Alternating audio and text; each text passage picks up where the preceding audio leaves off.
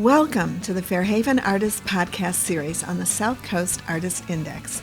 Your host, Scott Bishop, will introduce you to the town's many historical and contemporary visual and performing artists. The Artist Index continues to bring you informative conversations about the historical artists and the contemporary makers, performers, supporters, and cultural impresarios. Fairhaven, Massachusetts is an integral part of the South Coast creative community. The Fairhaven Artist Podcast Series and the Fairhaven Performing Artists Podcast Series is sponsored in part with a grant from the Fairhaven Cultural Council, a local agency supported by the Massachusetts Cultural Council, a state agency. Welcome again to the Artist Index. I'm your host, Scott Bishop, and I'd like our guest to introduce himself and tell us a little bit about himself. Hi, my name is Tyler Kingsland. I am from Fairhaven, Massachusetts. I currently live in Somerset, Massachusetts, but I have spent a lot of time up in Lowell and a little bit of time in Central Mass in the Northborough area. I was born in 1985. I currently teach band at Dartmouth Public Schools, and my wife Dana and I have a 3.5-year-old son, and we are currently in the throes of potty training, and it's a total blast. Oh, maybe literally in some respects. Absolutely, literally. Yeah. So let's go to the beginning. You were born in Fairhaven. What was it like growing up in Fairhaven in the 80s into the 90s? Well, so I should say we spent a little bit of time in Dartmouth when I was really, really young, and I don't really remember a lot about that. But I can remember moving into our house on Huddleston Ave. It has been white with siding for years, but I remember it used to be like a very pale yellow color. And when I see houses in the area that have that kind of color, it kind of reminds me of that. As far as growing up in the town, I went to the Wood School for elementary school, and I actually went to Dartmouth schools for middle school. But my band teacher in elementary school, Joe Harding, was definitely really important. He always made me feel really, really good to be a musician and be someone who played music. And although I have a pretty musical family, I kind of thank him a lot for giving me a lot of my early feelings of confidence with music. What was your first instrument?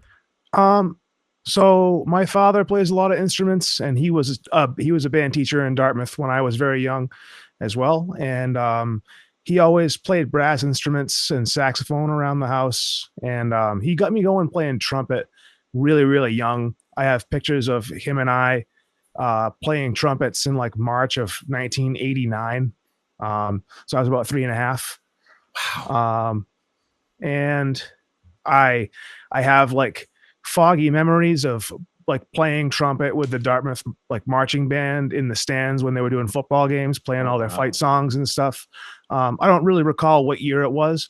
I've been trying to track down what year it was that the band played the New World Symphony, but I can't seem to find that year, but that would have been the year. Wow.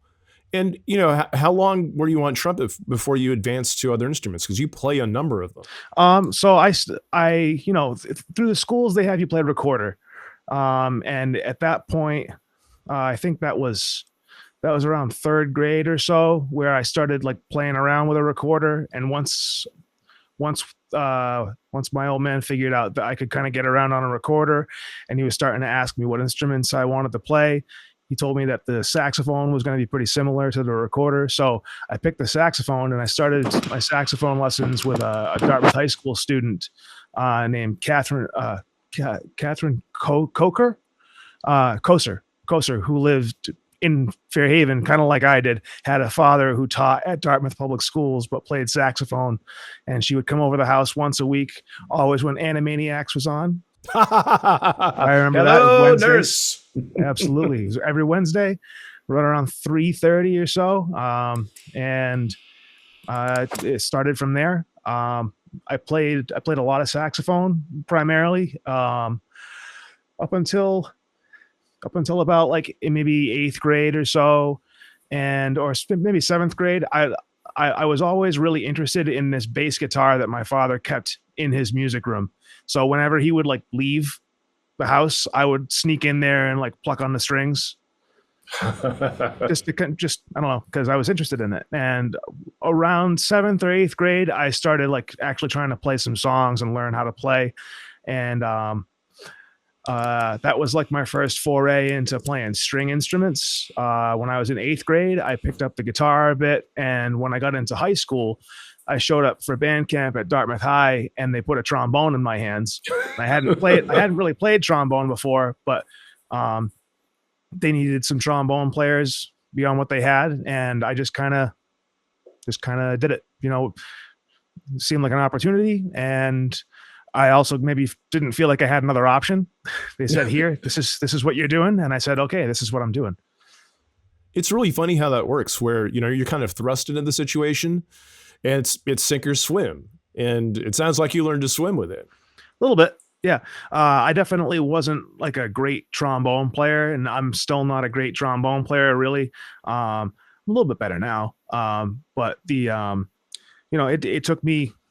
Since I wasn't doing it all for every class, I was doing it for the marching band, but I was still taking lessons on saxophone and doing like these district programs that are available to people who want to do a little bit of extra stuff.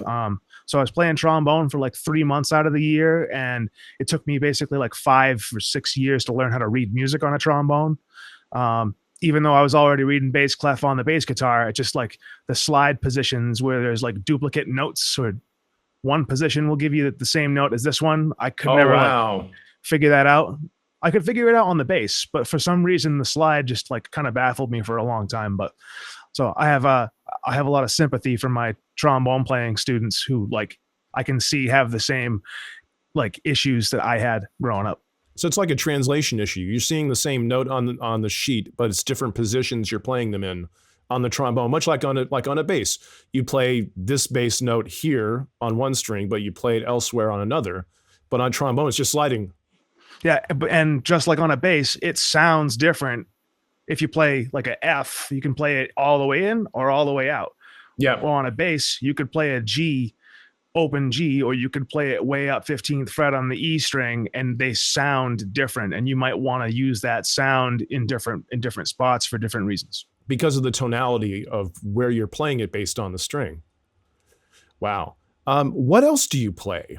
I mean, play well. I don't know. I kind of fancy myself more to be like a bass player now, but I don't really have a lot going on professionally as far as my playing goes. We have a young kid at home, and my wife and I both have interests in music that have certainly taken I wouldn't say a backseat. We're trying to figure out ways to have our interests be maybe not funneled into our son, but like find ways to kind of play with them, and give that to our son, so he can enjoy it. We're not trying to make like the Dolph Lundgren super musician or anything like that. but have it be fun. I've got like a little miniature drum set up over there that he kind of bangs on sometimes, and he loves to play the piano down here.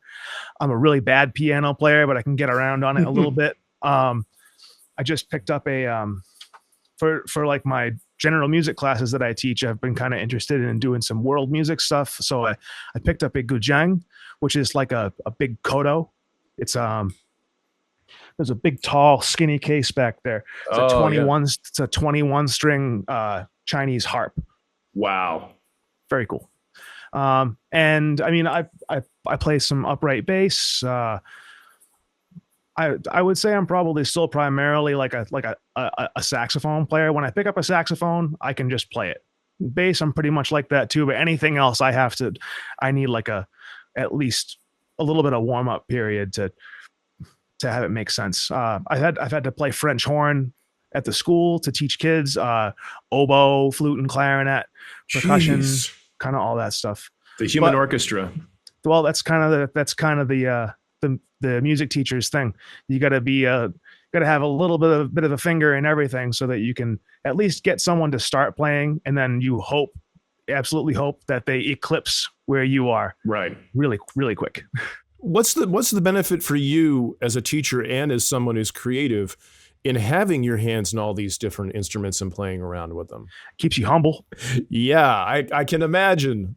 Because, I've played a lot of trombone in my life. Okay. I'll say that I've played a bunch of trombone, but I have a really, really good trombone player, or 3 really good trombone players up at the high school. And when I sit down, if I haven't played trombone in a month and I'm trying to play with them, I have to really work to keep up. And I kind of like, it gives me more respect for my students. Because I remember like, this is not easy, and this is art, and you have to make the art in the moment. You don't get to paint the thing for months and months and then show it. You got to make the art while the people are watching you. So it's kind of a heavy thing sometimes. Is it a benefit to your student too? They see your hands in a lot of different pies, but you're super adept at a couple of them, but maybe not as skilled at others. When they surpass you, is that a huge moment for them?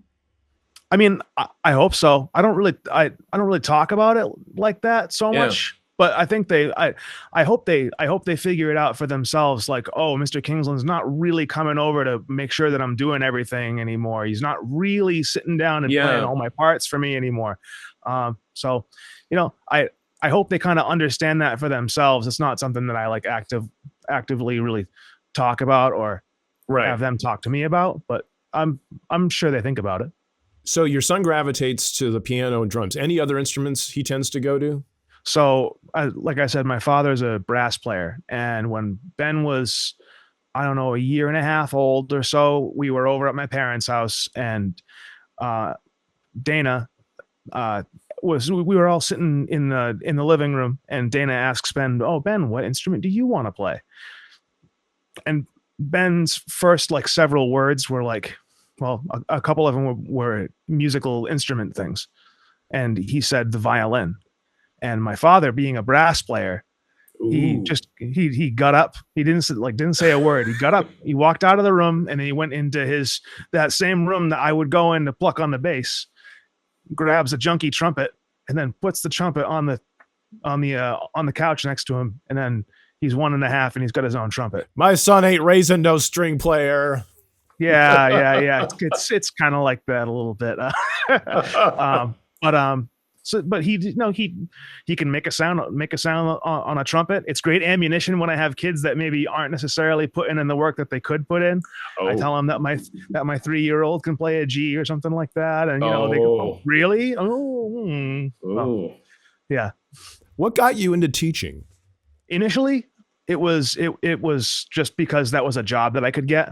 I started teaching lessons when I was 16 years old, and I had my first beginner saxophone student that was like a 4th or 5th grade kid that was my brother's friend, and he would come over to the house and I would teach him a little bit of saxophone. When I was 18 or 19, I got a job over at the Symphony Music Shop, teaching some saxophone and some bass and a little bit of trombone, and I want to say that I was like the only trombone teacher kind of there from when I was 18 up until maybe 2 or 3 years ago. Wow. So you started teaching really early. Yeah. My godparents are Chris and Bob Williamson that own the Symphony Shop. Oh, yeah. I have like kind of, that's also been like a home away from home in a lot of ways. Bob and Chris have always been incredibly good to me. And Neil over there was a guy, Gary, who worked there for a little while. Very, very good people. And then Chris and Bob's kids are like some of my best friends. And I still go over there. No matter where I lived in Massachusetts, I always worked at the Symphony Shop still. So I was living in Lowell or I was living in Northborough, and I was still working at the Symphony Shop. That's a heck of a commute. At least one day a week. When I was living in Northborough, I worked at Symphony Shop full time. It was huge. It was a lot. Wow. But made it work. What are the rewards for you for teaching? What do you feel you get out of it? Me? I mean, so my first draw with music has always been playing. I always wanted to play music, and I graduated with a degree that would allow me to become a teacher, but I didn't teach for almost 10 years after I graduated from college because I was more interested in playing. I had a couple bands that I was playing with, and we were doing a lot of playing. I was playing, I don't know, a lot of traveling, and it felt like something that could have been good. And I kind of followed that for a long time. And I did kind of not necessarily vagabond traveling troubadour kind of thing, but a little bit like that. It was tough for the stability part, not much money, and kind of figuring out where the next paycheck is coming from, sort of here and there. I was working at Radio Shack here and there too at that time too. And at one point, it was shortly after I met kind of started dating my wife. I kind of figured out for myself that like this isn't going to be sustainable, at least not the way that it is. I can still play music, but I need to figure out a way for this to be a thing, because I want to have a family. I want to do those things. I want to kind of not grow up, but I want to make some more broad stroke, like big decisions on this stuff. And I knew that just playing music, at least for me, the way that I was doing it, I wasn't going to be able to support a family. So when this job opened up in Dartmouth, I applied. I already had all my paperwork. I had already passed all the teachers' tests, and they brought me on, and I kind of have just been going ever since. This is my 10th year there. Wow. Congratulations, by the way. Oh, thanks. Can you talk about the 10 years that you were on that kind of vagabond path? What were the bands that you were in? And can you tell us a little bit about them? I always had like a little bit of a singer-songwriter thing going on, where I was trying to kind of be like, I don't know, like a singer-songwriter, acoustic, solo performance. And that kind of branched out to incorporate a couple other musicians. I was really into a lot of electroacoustic music, like music that would incorporate some electronic loops and some kind of like noise elements, but also was like very much acoustic, kind of not necessarily like a Wilco. They're a little bit more Americana than I was kind of going for, but like similar to that idea where there's some, some non-tonal stuff, some stuff that's kind of like not the most pretty, but you're mixing it with pretty stuff and kind of trying to make the soup that way.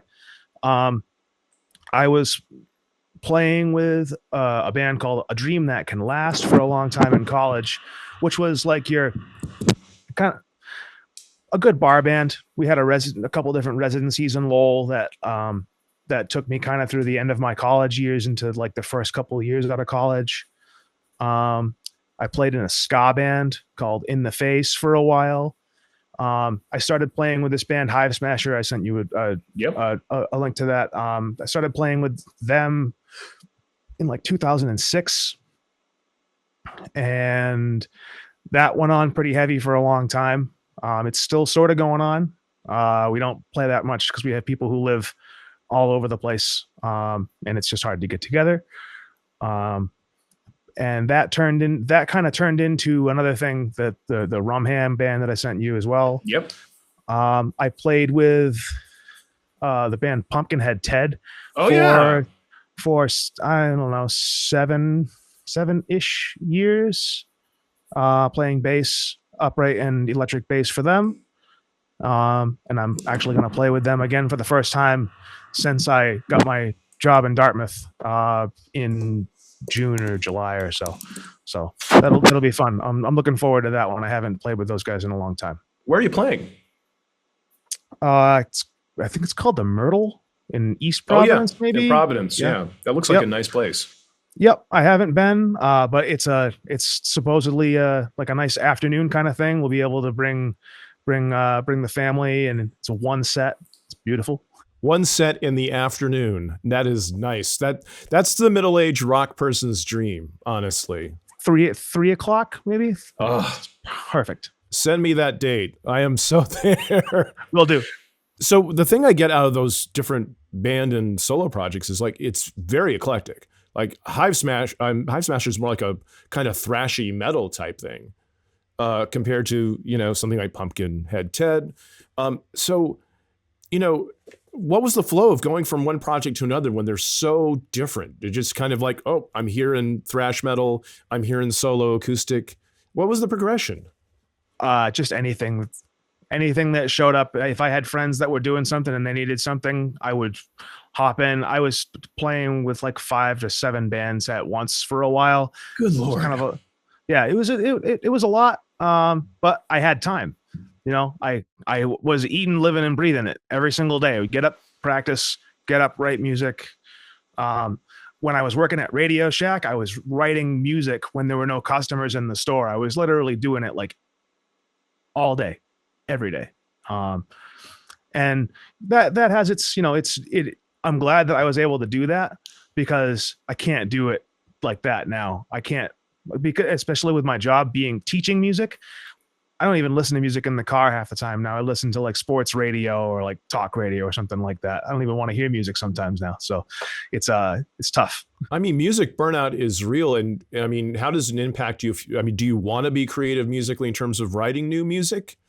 Yeah. It's been a long time since I've felt like I've been able to produce any amount of content for myself to do. But over the last couple of months, I've gotten like almost three songs that are sort of in that like singer-songwritery kind of avenue that I'm hoping that I can kind of expand on. I have a friend who I used to play a lot of music with who moved out to Portland, Oregon, and hopefully we'll be trading some tracks back and forth with him because he is sort of in kind of the same situation as I am. He has a family of his own and he's a music therapist and he's very busy, and we both kind of have a lot of eggs in the basket, but hopefully we'll be able to make something go with it. That brings me to wondering, as you're being creative, as you're teaching, I know you're sorting out how that all fits in with family life. Where is it at right now with balancing, being a husband and being a father and taking time out for the family? Well, I mean, I'm definitely dad first. I have to leave pretty early in the morning, so I get probably like 45 minutes ish to hang out with Ben, and but I'm also doing like some kitchen chores in the morning usually, and then I go to pick him up after school and we spend time after that, and he kind of goes to bed shortly after 7 o'clock every day. So I'm really trying to make the most out of everything. I'm not necessarily the best at managing stress, and being a teacher right now is, I don't know, it seems a little bit tougher than even it did when I first started. So trying not to bring all of it home every day, which is challenging. And getting our family time out on the weekends. We like to try to go out to eat or take Ben to the park. I took him to a new ninja gym in Fall River a couple of days ago, and he was like borderline into that for half of it or so, and then really not into it for the other half. And we were just trying stuff and giving them exposure to different things. Getting back to the teaching, what can you say what makes it harder now than before, earlier in your career? So I was actually just talking about this with a couple of the guys that we have on staff, and I can't remember if it was like a TED Talk type thing that I was watching recently, but one of the things that a lot of teachers talk about now is that we're focused less on educating and more on managing behaviors. And it becomes very, very difficult to try to provide a great education if you're trying to just get by managing behaviors. With the way that I've tried to get around that is by making more like open-ended assignments for kids, so that however they want to deal with doing the work, if they're going to start doing the work, I got to try to give them credit there. And and I guess to extend from that, there's just a wider array of backgrounds now for people that have different types of family life, and making sure that you're supporting everybody. It's it there's a lot more stress put on the social and emotional health of the students than there was even when I first started. It was about 5 or 6 years into teaching in Dartmouth where we started having to go to these social emotional intelligence seminars, and I've seen how that has kind of like shaped the way that more so that we teach and manage the students from that angle. There's just a lot more to think about. How much of kids having technology in their hands plays into dealing with that social, emotional, behavioral piece? Because they're on, seeing social media, seeing different kinds of challenges. I mean, do you find that comes up in your teaching when dealing with kids? Yeah. I'm on social media. I try not to know all the trends that people are talking about, because I kind of don't want to, so that I can sort of experience the stuff and be objective about what I see, like what I see the kids do. And I mean, just the technology aspect of it is really hard, because especially in my district where we're one-to-one, every student has a Chromebook. Yep. Every student has a laptop, and their accounts, which are like connected to like a Google thing, they're all restricted, and they can't use certain functions of the internet, but they all know how to use VPNs. They all know how to get around all that stuff. Yep. They're way more intuitive with that kind of thing, like getting around the firewalls, than even I am. Which has led me, like recently, like this year, I did a lot of paper assignments. Oh wow! Old school analog. Stuff. Oh yeah, and like I'll put the music on in the class and say, we're gonna sit and listen to this music, and every 2 minutes I want you to paint me I want the music to paint you a picture. Tell me what you think this music would accompany if it were in a movie. That's a great assignment. And I do all kinds of stuff. It could be like traditional, like classical period stuff, like your Mozart kind of stuff, or Baroque music, or like really, really out stuff, like some like Penderecki or Stockhausen or something. Oh yeah, very, very, very strange. I even played them the soundtrack to the planet Beneath the Planet of the Apes, like that. Yeah. Which is one of my favorite soundtracks. So it's like a really fun soundtrack, but it's super weird. And the kids look at me like I have 5 heads, and I kind of get a little bit of a kick out of that, more so than even reading what they have to say sometimes. But that's just me being a little bit sadistic, I guess. I don't know. Well, but it also, you're challenging them, because you're throwing stuff at them that they're not going to experience otherwise, and there's a lot of value in that. I try to talk about, so from my own teaching, like I know that, so there's 2 other teachers who teach general music in the school, and I know that they do a really good job of covering Beethoven and covering Haydn and covering like everyone that you're like supposed to know about. And I try to just put icing on top of the cake and have all these other people, like even if they're not the greatest like composers, if they're just really interesting people, if there's something crazy about the piece of music that they wrote, like I did a lesson on George Antile, who wrote a piece called Ballet Mécanique, which was interesting because it was scored with having 16 player pianos running all at the same time. But when he wrote this piece, there was not enough electricity in Paris to run those pianos. Oh, geez. It was like 1940s or something like that. And his personality was just really, really out there too. He had like some kind of attitude issue, and he like always carried a gun with him so he could put it on his piano when he played solo piano concerts. So no one would boo him. Like, yeah, he was just like, he was nuts. You can't shoot the piano player if he's got a gun. No, you cannot. Well, I mean, you could. You could try. Good luck. So can you take me through what a teaching day looks like for you? So when I come in the morning, I set up my the stage. I usually teach in the auditorium stage at the middle school to start the day. And depending on the day, I'll have 8th grade, 7th grade, 6th grade, or 7th grade, 6th grade, 8th grade in that order. And my group is typically saxophones and low brass players. So saxophones, baritone sax, tenor sax, alto sax, and tuba, trombone, baritone horn, French horn, and every now and then I have trumpet players as well. We have a trumpet teacher, and when he's out, I cover for him, and when I'm out, he covers for me. So got a little bit of a kind of team teaching thing that goes along with that, and that's cool. I like that for me, and I think the kids get something out of it too, because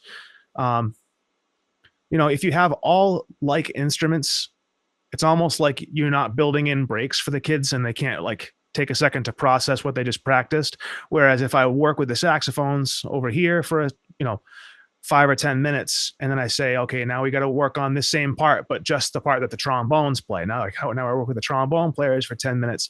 They can hear what else is going on. The saxophone players, they can hear what's going on while they're playing, but also have some time to like let what they just worked on kind of settle in. So from after the first 3 periods, then I teach a general music class, which is either 8th grade or 7th grade. And after that, I go over to the high school, and we have a high school band class that's, I don't know what word you want to use for it, but it's grade 9 through 12. Everyone all at the same time. What do you see between, aside from maturity differences, what do you see from, say, middle school players versus high school players? So for me personally, when I was first starting teaching, I always heard teachers say that like 7th grade was the tough grade, because I don't know. I could never quite understand why people thought that 7th grade was the tough grade, but I love teaching 7th grade because this generally, like, the 6th graders they're still very much wanting to be good, Mm-hmm. And then the 8th graders, they're the oldest kids in the school. They don't care. They're jaded. Right. And, sometimes the 8th grade students can play. They're also very sarcastic, and they're always focused on trying to be funny. The 7th grade for me always has a nice mixture of like, most of them still want to be good, but they also kind of understand sarcasm. So you can kind of like treat them a little bit more like an adult, and, give them some responsibility and see what they do with it. And then some of them you still have to hold their hand. And then some of them really, really, they're like, 12 going on 20, and they want you, they want to be an adult already. And I kind of see that in the high school too, because when the kids come in as freshmen, they're no longer the older kids in the school, and they're trying to fit in and figure themselves out again. And then once the kids are seniors, it's kind of trick or treat with them, because some of them are just like done, especially at this point of the year. They've already done all their college applications, and they've figured out where they're going. And yep. What do I need you any more for a teacher? It's like they're mentally halfway out the door. I remember it well from being a senior in high school. I was mentally halfway out the door halfway through that year. Yeah. Yep. And we see that right now. It's, I don't know. I try to stress, like, having self-respect, and like, no, I just want to do a good job because I want to do a good job. We get kids that have, 2 trimesters or two quarters of because it's quarters at the high school and trimesters at the middle school. 2 quarters of B to A level work, and then all of a sudden, now that all the college applications are done and we've been accepted and we know what we're doing, now you see kids that are literally having like 20 for an average in their music theory class or something like that. Like, I don't know. Well, I mean, it's trying to teach them to be here right now too. Like, whatever's happened and whatever's going on next. You're here in this moment. So pushing them to do a good job now is really like all about be in the moment, because you don't know what's going to happen next, even if you know where you're going to college. Like what's next is not written yet. You're right. And, these bands do concerts. How do you program the concerts? We've kind of been experimenting with some different stuff. It's obviously different at the middle school level and at the high school level. We always had at the high school, we always had a big Pops concert in March where we would put all of the bands together. All the performing groups, the orchestra, the chorus. If there's a show choir, we have the show choir, a percussion group, the concert band, the jazz band, and everyone would play. And we've kind of moved that so we do almost like a Boston Pops, like a holiday Pops. Yep. So we do that more in the winter now. And we actually did something new this year where we kind of had like a full town concert where like the Strings did their own full like 6th grade up to senior year of high school concert. They did their own. We did ours at the for the band program. I think the chorus did it too. I'm not 100% sure on that. So we have those 2 concerts, and then we always have something in the spring. Usually just like we've always had a typical like concert season. It used to, when we had all the elementary programs going, each twice a year you would have there were 3 elementary schools and then the middle school and the high school, and we'd have separate concerts for the 6th, 7th, and 8th grade bands. So we would have one concert for each of the elementary schools, one concert for each middle school grade, and then a concert for the high school as well. Yeesh. And we'd do that twice a year. And then have the concert in the middle of the year. And then there would be a thing called feature night at the middle school too. It's in April, and we don't do that anymore. That sounds too intense. Because they're all evening concerts too. So we're all working like, some people are in at 7:00 in the morning. I'm sure there are people who are in at 6:30, especially like administrative staff. They're probably there even earlier, or custodial staff. I think they start at maybe even 5.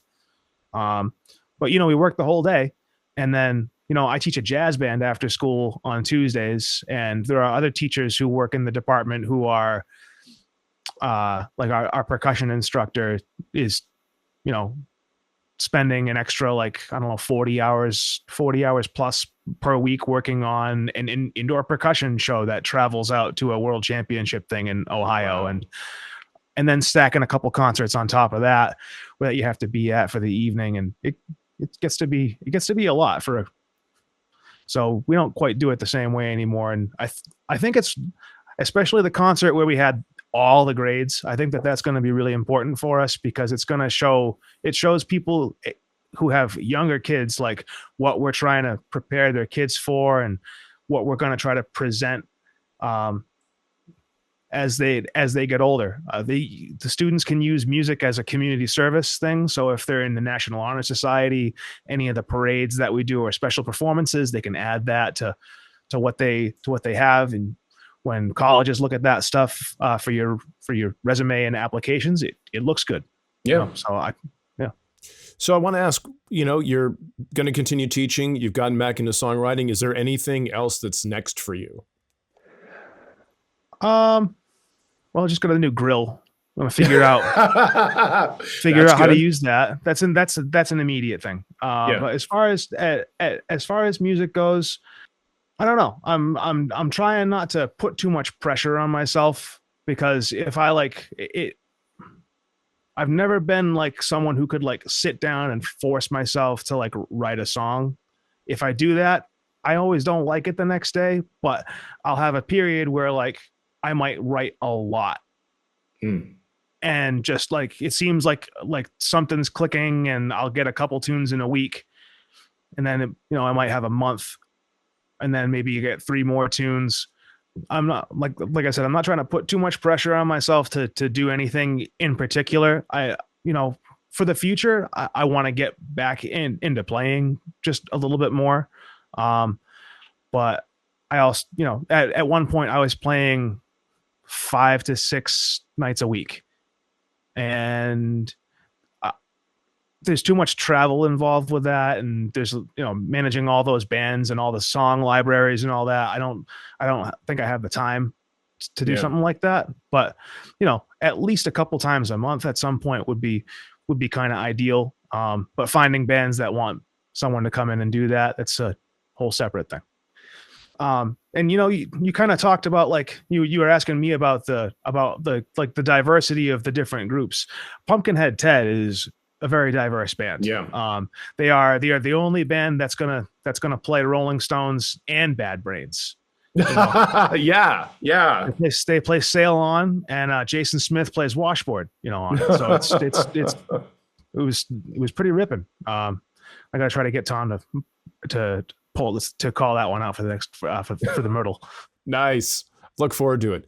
I just want to take a moment. You mentioned when we were setting this up that you lived next door to Maggie Kerr Pierce for a few years. I was just wondering if you could share any memories you have around her. She's such a great storyteller. And just to give context, also the founder of TriWorks.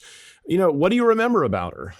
Well, so when I was going over there more, it was when I was a lot younger, and I was kind of with my brother, and we were like playing with her grandkids. And the thing that I remember most about both her and her husband, but specifically Maggie, was her voice. Yeah. And her voice was so nice. Kind of a musical voice without singing. Yeah. Very lyrical, but warm. And obviously was just very, very sweet to us. My mom had been spending a lot of time helping them out, especially as is it Ken? Ken was the husband. Yeah. As he was starting to kind of be more in the bed, my mom was going over and helping out a lot. Oh. And because they still live in the same house. They've been there the whole time. Yeah. My father has a little snowplow. He would always plow their driveway. They went through many steps to help them out as they were getting older. Car work. My father works on cars a lot. He was helping them out with their cars here and there. I gotta be honest. I didn't know that Maggie was a writer. I didn't really know any of that until unfortunately it was a little bit too late. So, and I guess once I would have been really interested in that, I had already gone off and wasn't really living in the area anymore. So, I didn't see a lot of them after a certain point, unfortunately. I wish I had.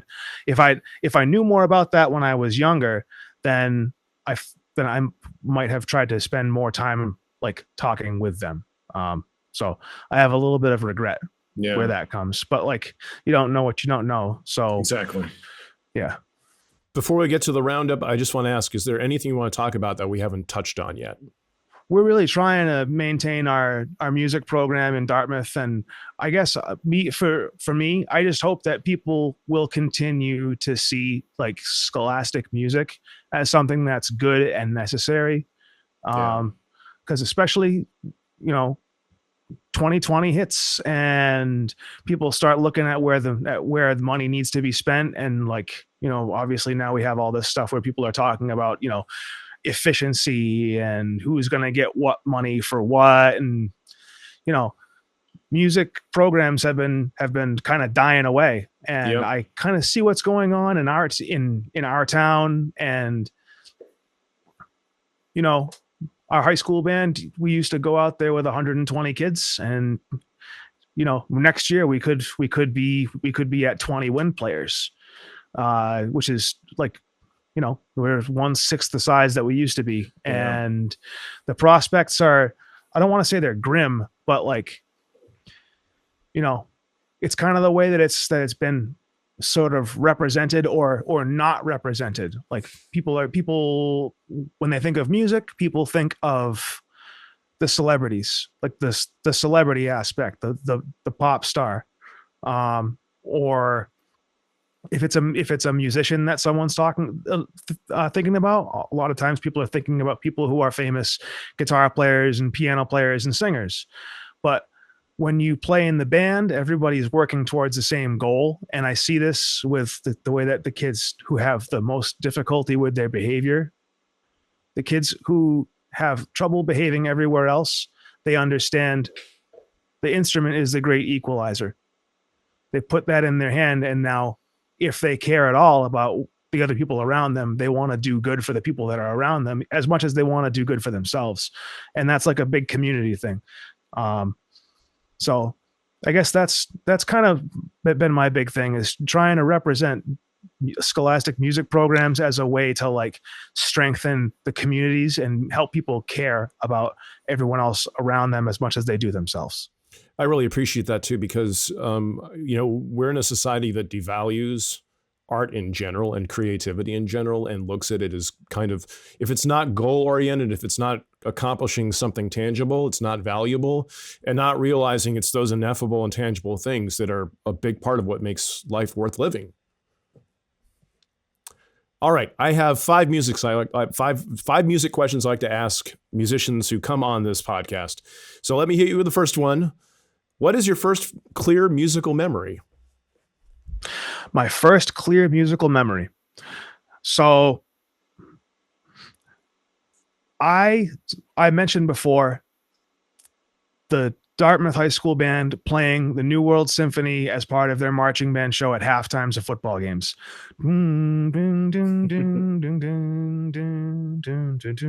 That gets stuck in my head still. And I don't listen to that piece. I really only know it from that show when I was like 4. Wow.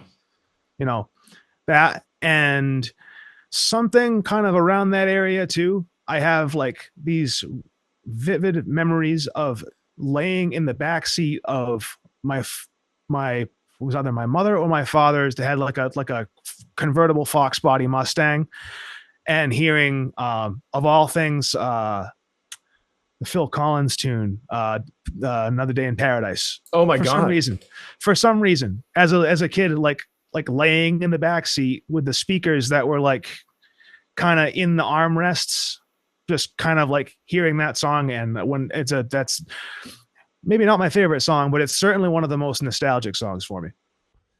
What's one record you would take to a desert island? Before I answer that, so I'm doing this thing called Music League with a bunch of friends. I don't know if you've heard of this. No. It's a thing. So Music League, it's a thing where this guy Dan that we're friends with, he does bar trivia, and he has this thing that he's organized where it's like 16 weeks or 16 6-day cycles, and every cycle there's like a thing that you have to satisfy with a song. So the first one was, a gift, a musical gift that you want to give to everybody else. And then there was another one that was like, what is a song that if you took the lyrics away from the song, it might be about taking a dump. Or, so now you ask about what I would take to a desert island. What song would you like to send to a desert island that you don't go to? Oh my word. So that's been kind of fun. That's been something unique for my wife and I to do, because you get like a new playlist of different stuff. There's 19 or 20 people in the group, so you get 19 or 20 songs in a playlist every 6 days, and you go through them, and then you can kind of, vote for them. And then, I'm usually picking like esoteric stuff, and I don't do well, for the points part of it. Here's some Captain Beefheart for you. Yeah, I haven't done Captain Beefheart yet, but there's like 3 weeks left, and I've got some doozies. Oh my. But as far as a record to take to a desert island, that's hard, because I might not want to listen to jazz every single day for the rest of my life. But like the Jaco Pastorius record with his face on it, that would be right up there. I really like I really like Peter Gabriel. He has an album called Scratch My Back, which is cover songs, like songs that he's covering with with an orchestra behind him. And there's maybe not like there's one or two that I can't listen to, but there are some like really incredible musical moments in that. And I've been listening to that one almost every day for about 2 months now, at least a little bit. I really like that one. Yeah, I'd probably go with that Jocko record. That's got enough of a mix. It's got some funk tunes. It's got some jazz. It's got like a kind of avant-garde string piece at the end. That's really interesting and pretty, and it's got a nice French horn tune. It's a Kuru, Speak Like a Child. That's a really good one. That was probably a good choice without thinking about it too much. Right on. This might be a tough one because you're so eclectic, but who is someone you would consider like a super sneaky secret influence? Someone that, if you told somebody, yeah, that person was an influence on me, that musician, they'd be like, really?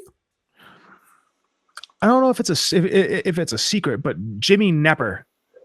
Jimmy Knepper was the trombone player for Charles Mingus's big band, the lead trombone player, and he also did a lot of like the charts writing for those like I don't know if you're familiar with this with the Mingus stuff, but like Monin and Haitian Fight Song, E's Flat, Oz Flat too. He did a lot of the scoring. So like Mingus would write the songs, but Jimmy Knepper was the one who was kind of like broadening the whole thing, arranging the whole thing. Yeah, and just his trombone playing was great. And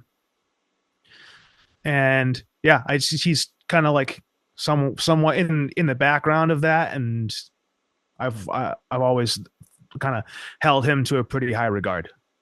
He also was one of the first proponents of acid jazz, like taking like loop based stuff or like R&B and adding that to jazz. So he's kind of was pretty important for a couple different ways. Got it. Who's a musician, living or dead, you would want in your band? Living or dead? Dave Douglas. Dave Douglas is a trumpet player. He's kind of like the second coming of Miles Davis in my mind. Almost everybody who has started off in his bands or gotten into his band has become a downbeat player of the year. So Chris Potter was a saxophone player, kind of got his first big gigs with him. The guy James Genus, who plays electric bass for the Saturday Night Live band, he was a bass player, played upright for Dave Douglas. Clarence Penn's a great drummer, was a downbeat drummer of the year. Marcus Strickland, saxophone player of the year, replaced Chris Potter from a couple projects. And Dave Douglas's writing is just fantastic. He does a little bit of everything, very like avant-garde jazz to some stuff that's like very sparse and pretty and very tonal and kind of easy to listen to without being like John Tesh easy listening. Like, and he'll do some stuff where he plays like Mahler, like classical music, but in a free jazz style. It's very wild, very, very unique musician. And his writing, like I said, is just great and very inventive with his improvisation. He never plays the same lick twice. Always something unique to say. He plays with John Zorn as well, in a group called Masada. And they play like traditional Hebrew melodies, but kind of like Ornette Coleman would play them. Jeez. Which is strange, but they also play only in these very like ancient temples. So the recordings of them have this really, really cool, wide open, echoey kind of sound. And Dave Douglas is playing on those is like super cool. Yeah. Wow. All right. Last question. What is your South Coast happy place? Lately, over the last couple of years, we've been able to go to Cisco with Ben, and we've had good times there. That's a nice spot, especially in the summer. And, your kiddo can be outdoors and they got little games. Yep. And it, my other than that, I mean, if you asked me that question 10 years ago, without a doubt, it would have been no problemo. Also a great choice. Yeah.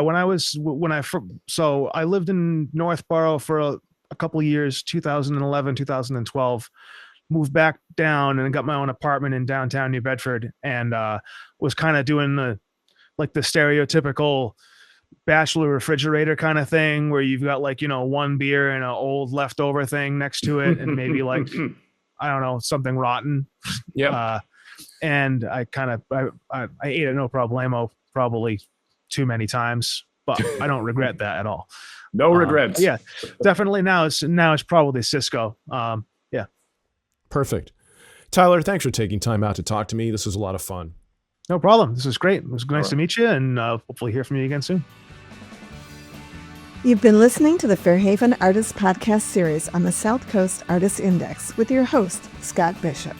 The Fairhaven Artists Podcast Series and the Fairhaven Performing Artists Podcast Series is sponsored in part with a grant from the Fairhaven Cultural Council, a local agency supported by the Massachusetts Cultural Council, a state agency.